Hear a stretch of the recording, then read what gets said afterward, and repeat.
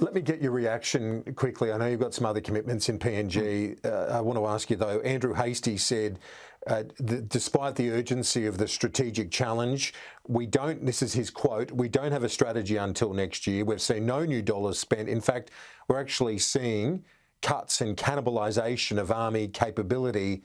What do you say to Mr Hastie?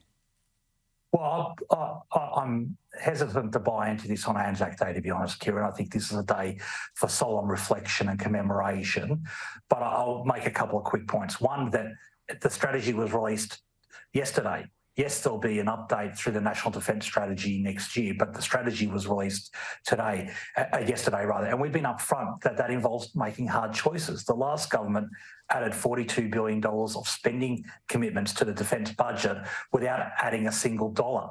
So if you don't add another dollar, you have to cut or reprioritise other projects to deliver those projects you're now committing to.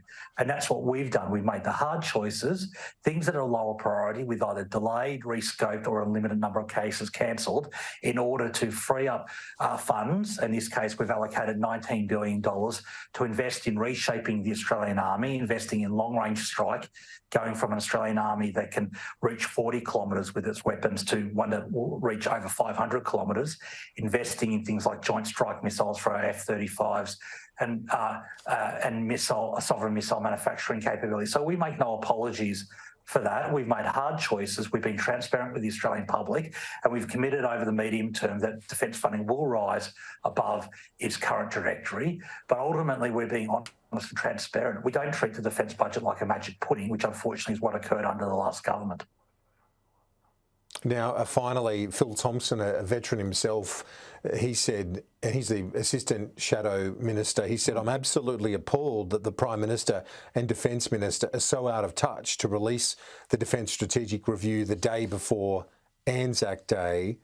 He's been annoyed by that choice and the timing. Have you got any reaction to that? Oh, well, Mr Thompson's entitled to his opinion.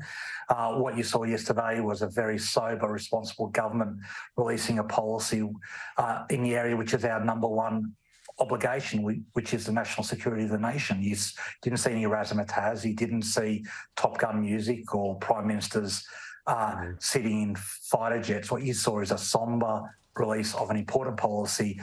And we're not politicking today. I came on to talk about Anzac Day. We'll talk about the DSR tomorrow. Today is about sombre reflection about the sacrifice.